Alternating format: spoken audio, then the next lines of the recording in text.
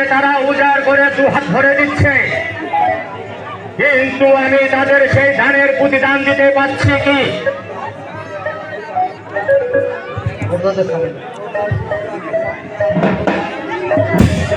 ওনাদের সম্বন্ধে আপনার ভুল ধারণা পিতা। একবার প্রাসাদের সামনে গিয়ে দেখে আসুন, তারা সব লাঠি বর্ষা নিয়ে এসেছে। কেন সে এসেছে হ্যাঁ তুমি বুঝবে না বাহাদুর।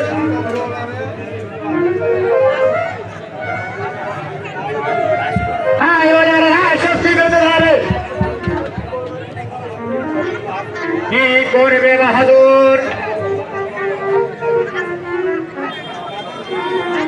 তাদের বিরুদ্ধে যে জনমাত্রে দাঁড়িয়েছে, একটা কথাই মনে রেখো পুত্র, প্রত্যেক মানুষের স্বপ্ন দেখে স্বাচ্ছন্দ্যবাদ জীবন যাপন করার, আর সেই স্বপ্ন যখন দুঃস্বপ্নে পরিণত হয়ে যায় তখন মানুষ বিপদে পা মারাতে ভুল করে না, হিতাহিত জ্ঞান কাণ্ড হারিয়ে ফেলে। তাদের পাশে তুমি যদি হিংসার কল্পনা করতে পারো তাহলে তাদের উপর রাগ না হয়ে তোমার চোখে ধরবে অশ্রু জল।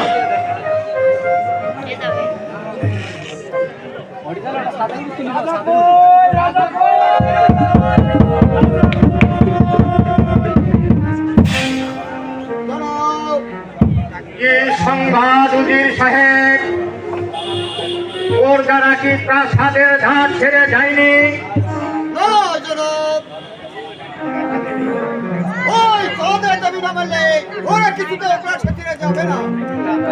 কি দাবি তাদের?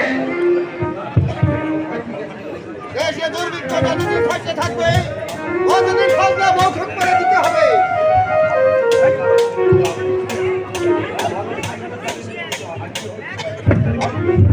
আর ওই ঘরের পুরুষের দাবি মেনে নিতে হবে।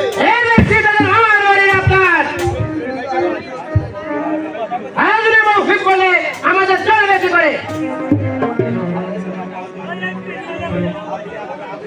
আপনি আমাকে আদেশ দিন আব্বা হুজুর, গুলি চালিয়ে ওই ভিতরে গুলি মেরে দে। কি বললে পুত্র? যারা মাথার ঘাম পায়ে ফেলে আমাদের আহার যোগায় আর তুমি তাদের কিনা করবে গুলি? মনে রেখো পুত্র, যারা আমাদেরকে সারা জীবন দিয়েছে আজ তারা আমার করুণার দ্বারে এসে দুহাত পেতে দাঁড়িয়েছে। শূন্য হাত যদি তাদের আমি পূর্ণ করে দিতে না পারি তাহলে ওদের করুণার দ্বারে আমাকে নিজে হয়ে দাঁড়াতে হবে।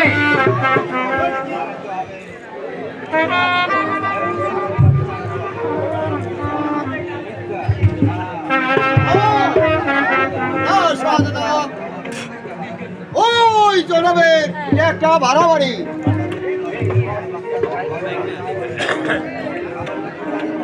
ও বান্ধবী পূজাদের ভয়ে ভয় পেয়ে যায়।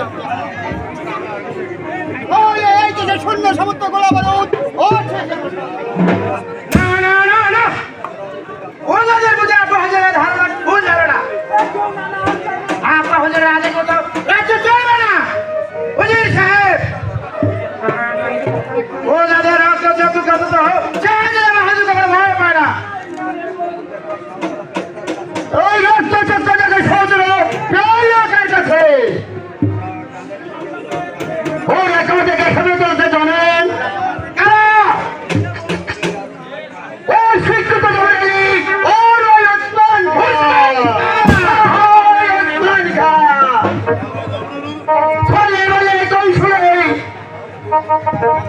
ওই দুদিকে কায়দা করতে হবে শাহজাদা।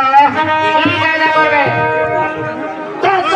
টাকা দিয়ে নথবা ওই চাকরি দিয়ে তাতে আমাদের এই বয়স বানাতে হবে।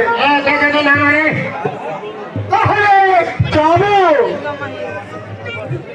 এসব যদি না মানে একেবারে ওই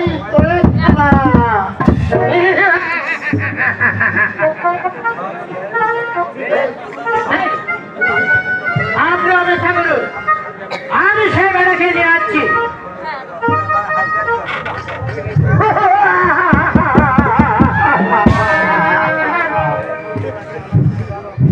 এই মূর্খটাকে কেমন অধনতাকে ব্যবহার করতে হবে, তোমার ওই বুদ্ধি চলে